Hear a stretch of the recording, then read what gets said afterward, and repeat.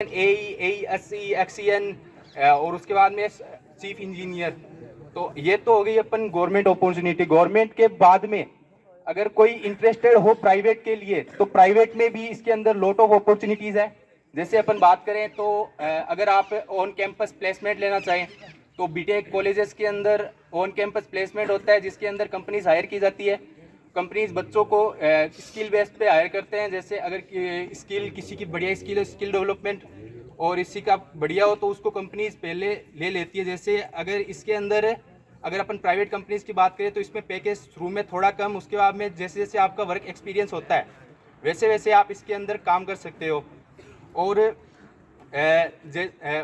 इसके बाद में मैं बात करूं तो ये प्लेसमेंट है जो ऑन कैंपस के अलावा अगर आप चाहो तो बाहर से भी कर सकते हो। इसके अंदर कंस्ट्रक्शन फील्ड जैसे कंपनीज में बताता हूँ। कंपनीज बहुत सी कंपनीज होती है बड़ी बड़ी, फॉर एग्जांपल एल&टी हुई, जीआर इंफ्रा, पिनेकल, ये कंपनीज होती है जो सिविल इंजीनियर्स को हायर करती है। अगर आप चाहो तो ऑन कैंपस प्लेसमेंट, अगर आप इंजीनियरिंग कर रहे हो उसके बाद में आप चाहो तो ये ले सकते हो।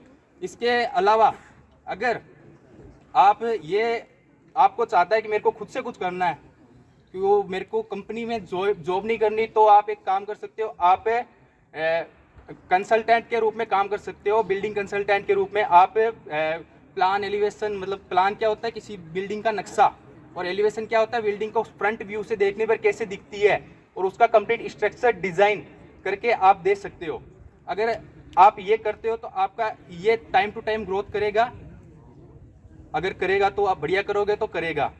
और अगर अपन ये बात करें कि आपको इसके अलावा भी कुछ करना है तो गवर्नमेंट के अंदर इसके अलावा भी आपको अगर कुछ करना है तो जैसे रिसर्च में आप जा सकते हो। जैसे रिसर्च में आप रिसर्च प्रोग्राम में जा सकते हो। आज कंस्ट्रक्शन के अंदर बहुत सी ऐसी जो अभी भी किसी को नहीं पता, तो आप उसके अंदर रिसर्च करके उसका पेपर पब्लिश कर सकते हो। जैसे मान लो कि आज आपको सस्टेनेबल रिसर्च हो रही है लाइट वेट के अंदर, लाइट